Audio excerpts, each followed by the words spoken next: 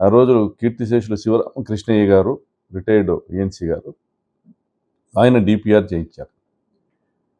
ఇది రాయలసీమ 4 జిల్లాలకు కూడా 40 టీఎంసీల నీళ్లను సాగునీటికి, తాగునీటికి తీసుకొచ్చేటువంటి ఏకైక మార్గంగా 1980-90 మధ్యనే ఈ డిపిఆర్ రూపొందడం జరిగింది.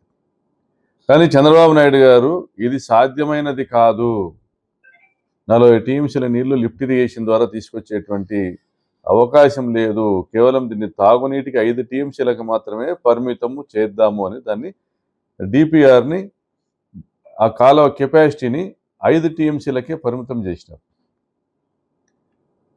Drinking water ప్రాజెక్ట్గా మార్చినారు. మరి ఇటువంటి చంద్రబాబు నాయుడి నాయకత్వంలో పనిచేస్తున్నటువంటి ఎమ్మెల్యేలు, మంత్రులు ఊకదంపుడు ఉపన్యాసాలు ఇస్తారు. మేమే హంద్రీనివాన్ తీసుకొచ్చాం, జిల్లాను సస్యశ్యామలం చేశాం,